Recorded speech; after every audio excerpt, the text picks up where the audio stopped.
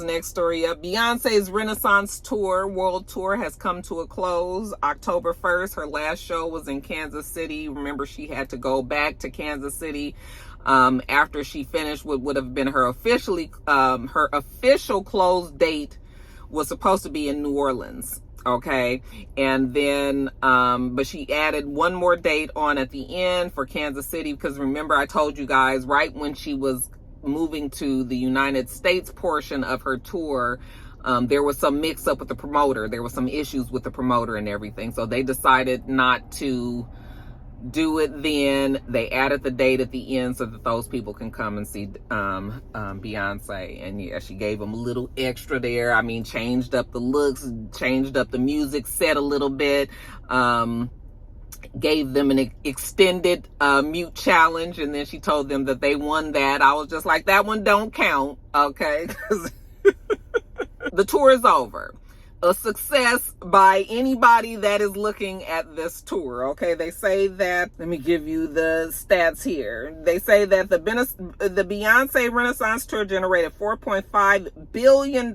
It was the hottest ticket of the summer. Actually, both Beyonce and Taylor Swift both had summer world tours that were going on. They were running concurrently, and both of them had like major effect on just really our culture when it comes to like concert going. I mean, they had challenges. They had people that was dressing, you know, certain way, you know, the whole silver thing with Beyonce, the friendship bracelet with Taylor Swift. You know, it was like a big to do if you were going to either the Renaissance or the Eras tour. Beyonce's, like I said, ended on October 1st. Taylor Swift's, originally her tour stopped in August. However, she ended up adding more dates both here domestically and internationally. So she still has, I think they said 13 more months of touring to do. So she is going to be touring into 2024 as well.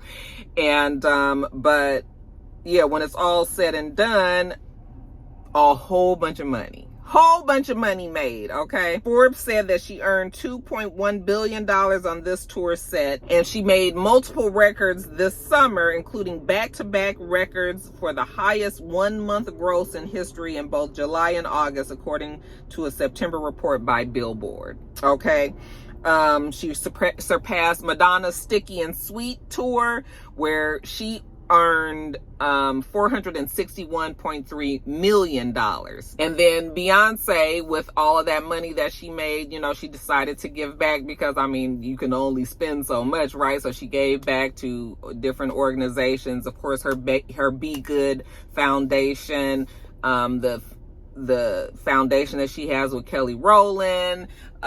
So she's been giving money back to different organizations as well. And really pretty much the same for Taylor Swift. Like I said, she's still going to be touring, but she also has been donating money, giving to different organizations. And they estimate that by the time Taylor Swift is done with all of her dates, she will probably make somewhere around $1.4 billion. Okay. And so, yes, both of them did very, very well. No competition there. We love Beyonce. I love Taylor Swift. I used to couldn't stand her, but now I just realized that Taylor Swift, honey, she just live her life. Taylor Swift is always crunk. She always 100% into it, whatever the hell she doing. You know, I actually have become I wouldn't call myself a Swiftie. However, I do actually like and respect Taylor Swift as well, okay? She's about her money. She's about her business. She's living her life. She's dating, okay? She turning the NFL upside down. Them motherfuckers is pissed over there because now everybody act like Taylor Swift was the reason why the NFL has been put on the map. Child, I'm telling you, they done changed the music for the NFL games and all of that because of Taylor Swift. That shit is funny to me. But anyway, also where Beyonce and Taylor Swift have some commonalities is this movie. They both will be having movies based on their tour, you know, documentary, concert, movie style thing. I don't know when Eras is going to come out. However, Beyonce's will be coming out December 1st. It will be our Christmas movie. You guys can actually, they're pre-selling the tickets now. we looked, they had tickets for about $30 or whatever, and you're able to sit and see, you know, the behind the scenes and her family and, you know, her crew, her staff, all the things that she goes through. You know, very much we've seen Beyonce do these type of documentaries before, so I'm sure it'll be in that same similar style. I'm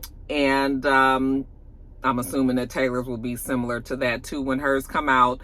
And yeah, so you're able to see it again in December. If you either, you know, if you did go to the concert, you'll see it again. If you didn't make it to the concert, you'll be able to see it now, also with all of the, you know, all of the razzmatazz and shadazzle and all from the behind the scenes. Okay, I love Beyonce. I do.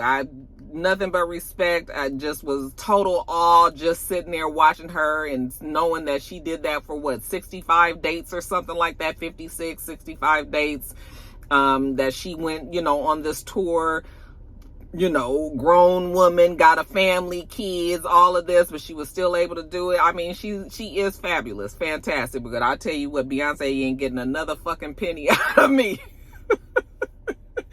Baby, listen, I'm gonna have to catch that one on the stream whenever it make it to the streaming services. I will not be breaking my neck to get to the damn movie theater to see this concert and all of that, because I just feel like I've spent enough money on Beyonce. Okay, but that doesn't mean that you shouldn't.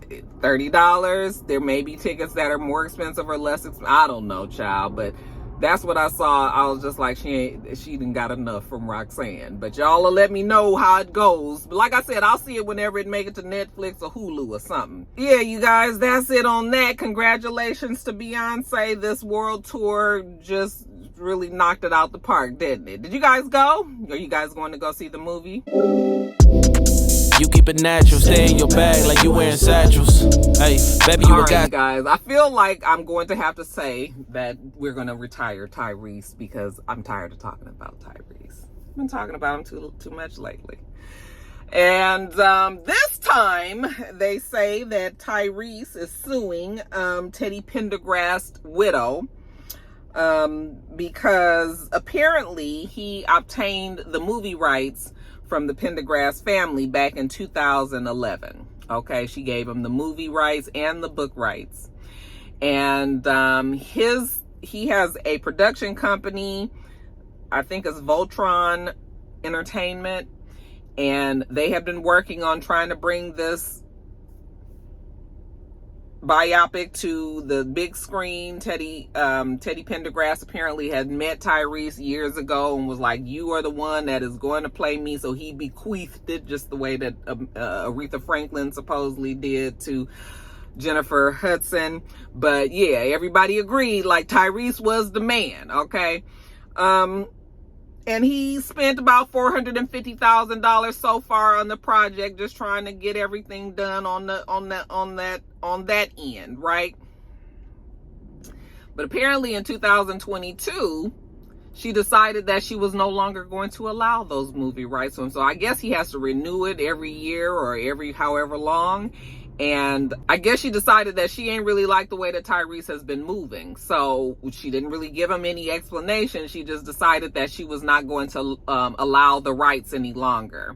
And now he's saying that it has financially strapped his company. They've already spent a lot of money trying to get this off the ground. And the fact that now that she has decided that she ain't trying to let him have those movie rights, now he's suing. So now it has become a lawsuit. He is upset about it. He said that he was born to play Teddy Pendergast, you know, and that his mother loved Teddy Pendergast. And when he told his mother that he was going to be playing Teddy Pendergast, that she was so happy and all of this. So he has made it his mission to get this done. His mother is no longer here, so he kind of wants to do it in her honor, as well as knowing that this is that role. I actually think that this would have been that role for Tyrese as well. Tyrese is so talented. He can act, he can sing, he actually can be funny. It's a lot of things that are good about Tyrese, but Tyrese has some mental health issues that challenges and gives it makes it hard for us to see those sides of him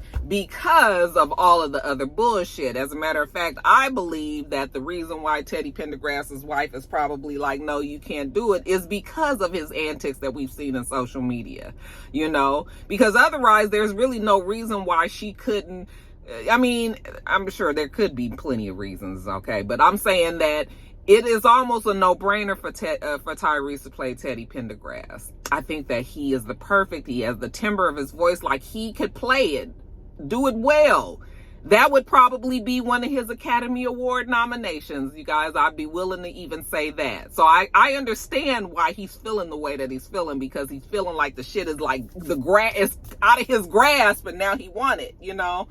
But I also understand the wife, like, Tyrese, you too much. You too fucking much. You do too much.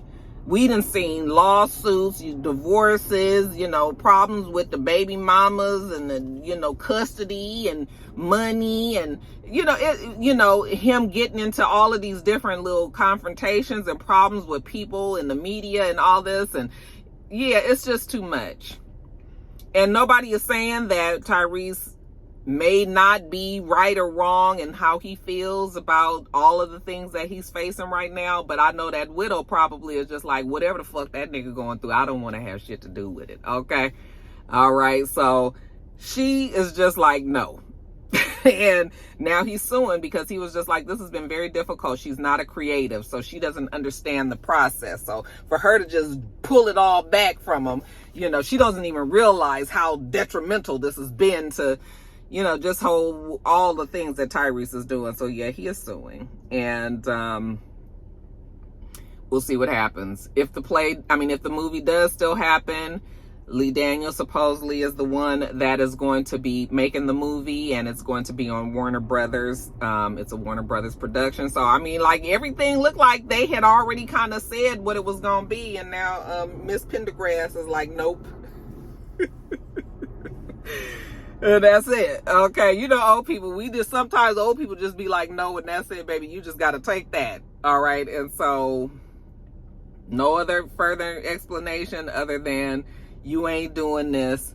And so we'll see where it goes. Maybe if Tyrese can promise to get some help and, you know, kind of get his life together, you know, maybe she might change her mind. But right now, Tyrese, maybe you need to just, yeah, maybe you just need to leave it alone for right now. But yeah, Tyrese said, God damn it, I'm making this movie and I'm going to sue your ass to do it. Sing God, and just missing the sandals. But still, you ain't missing much. Put your hands on my back, that's a different touch. All right, you guys, next story up. So Terrell Owens was on his Instagram Live with Chad Ochocinco Johnson. And you guys know that they're really good friends. And apparently they were just talking about whatever. And the conversation kind of moved towards him only dating white women.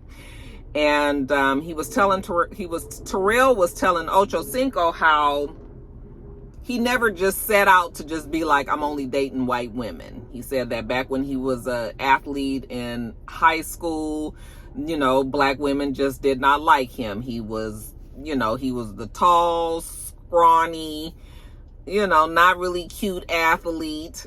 Didn't have much, you know, but he had his career. He had his talent, but he didn't really have anything else. So apparently the black women didn't see it for him. Okay.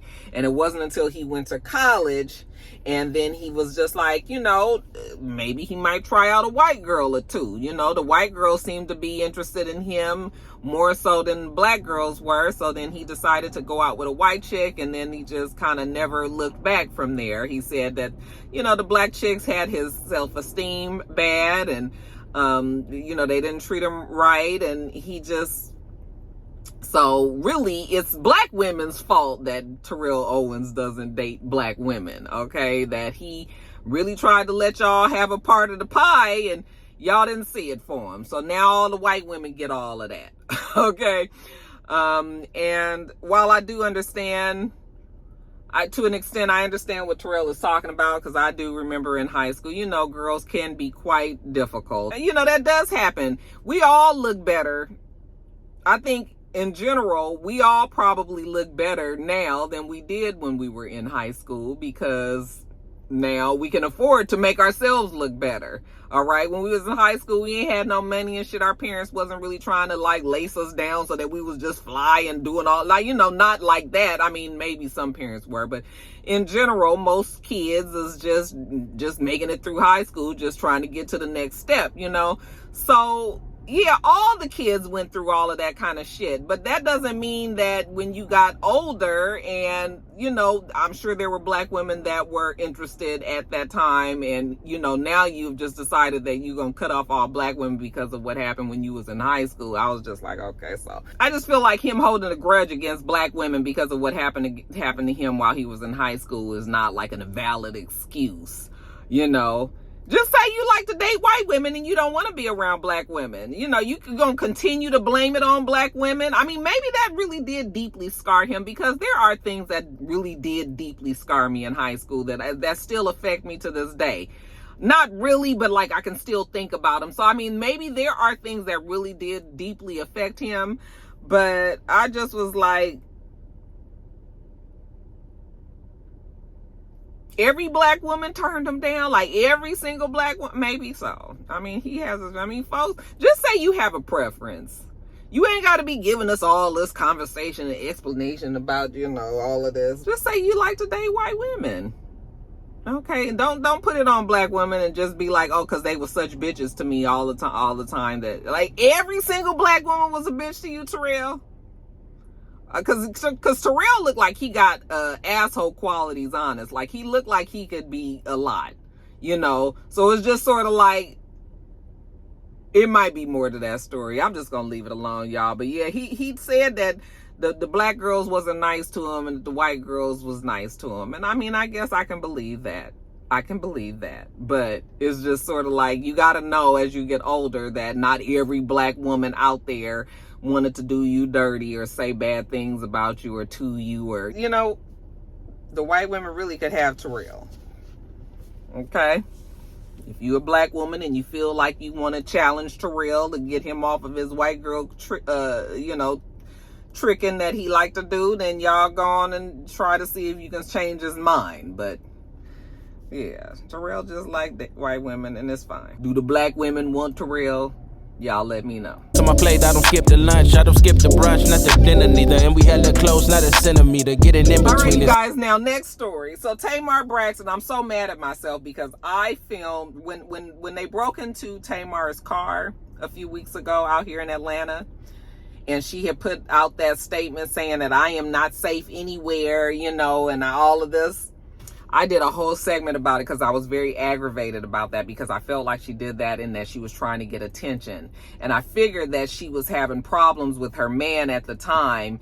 And this was like her passive aggressive way of letting everybody know that she had a problem, because any woman that can say, I don't feel safe anywhere with anybody, when you can say something like that and you have a significant other, then of course that reflects poorly on the other person. Because why is it that the person that has supposed to protect you, your man, if you can sit up here and say that you don't feel protected or safe anywhere, then that means that your man is not keeping you safe. That means that there's a problem there. So I knew that she had did that to make her man look bad in an inadvertent way, like going around it. This was her, like I said, passive aggressively, her trying to make something out of the JR guy. Okay. But then, I mean, I did a whole segment on it, and then when I was editing it, I felt like I was too hard on her. And I was like, Roxanne, how is this going to weather, you know, if you really put this out there? You know, I felt like I had said like some mean things and all that, so I didn't add it. And then turn around and find out I was exactly fucking right in that segment, and I could have left it, because then I would have been on here telling you this week, I told you that Tamar was out there trolling and doing what Tamar usually does. Okay? Because now she posted another video and she's talking about, you know, well, JR apparently a couple of days ago came out and said that yes, him and Tamar are no longer together, that they actually broke up on the day that she posted that video about her car. Okay. So he said they had broke up that day, but whatever. Anyway, they're no longer together. He said he wants to concentrate on himself and being a better person. All right. And so, that was the reason that he gave that they broke up. And then Tamar posted a video as well, and she was talking about, you know, her just trying to concentrate on herself, and her also, you know, trying to make sure that she makes positive decisions, blah, blah, blah, and all of this. And I was just like thinking that she was talking about her relationship with Jeremy. And then she comes out and says, no, that was about her tour. That was not about, I was just like, you know what? This is exactly what I mean about Tamar. Tamar loves attention, and she does things to get the attention. So that whole car incident, when they broke in her car, I know she was pissed because I've had my car broken into many times. You know, if you from LA, you know, you already, you know the pain of having your car broken into. That happens very, very frequently out there. But for her to post that whole video and then it not even being about the breakup, yeah, that's just Tamar. It's just Tamar, classic Tamar, you know. And I was just like, I should have left that part in that video, because I had said all of those things, and then sure enough, exactly what I said happened. And she was doing all of that and saying that because she was trying to get back at JR, and that they had actually broken up on that day. Yeah, Tamar is a whole lot, y'all. I mean, I don't even know if anybody really believed that relationship to begin with. I mean, that's the guy that she met when she was on that reality show. I don't even know. Did any of you guys watch the show? Was the show good? I know that Evelyn is not with her dude anymore either. Okay, she's back on Basketball Wives. They brought that whole, well, they're saying that it's the OGs, but it's Shawnee, Evelyn, Jackie, Brooke, and Brittany Renner. So it's sort of like the originals, but not really, because Brooke is not an original, and neither Brittany was not even on the show, unless she was on the newer shows that I wasn't watching. But as far as I know, she was not on any of those past shows. Oh, and Jennifer is also on there. So they've got like some of the originals. I was like, if you was gonna have the OGs, then where is Tammy and where is Susie? If you would have had Susie and Tammy there, then you could have said that you had the OGs. But adding Brittany and Brooke, even though Brooke was on the show, you know, quite a while ago, but still, it's just like, no, if you was gonna call it the OGs, then bring back all the OGs. I don't know who wants to see Evelyn and Jennifer, and I like people still want to see them girls together, you know. It's like Shawnee, I thought that Shawnee was done with this now that she's got her pastor husband. She's a first lady. They've got a big church down there in Texas. Like, girl, why are you still dealing with Basketball Wives? And you know that you could possibly put in situations that is not becoming to a first lady, you know. So it's just like, you still dealing with that mess. But I guess because it's the OGs and they all supposedly friends and everything, maybe they think that it'll just be a fun 10 weeks, and I'm sure they got a lot of money for it. So I mean, I guess I'm not mad, but yeah, Basketball Wives, the new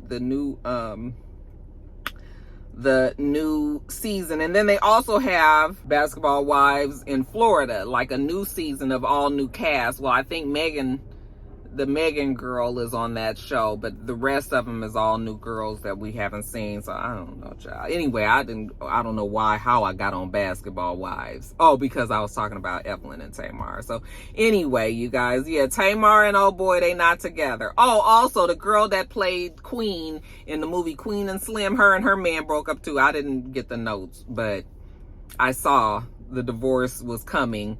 Remember, she was married to that white guy. They just had a baby. That baby's probably around 2 or 3 years old. Anyway, now that the pandemic is over and everybody, it looked like now that the cloak and the veil of pandemic has lifted, now people are coming to their senses, because honey, everybody is breaking up. Child, everybody is breaking up. It's just sort of like, okay, we back outside, and now they ain't fucking with you no more.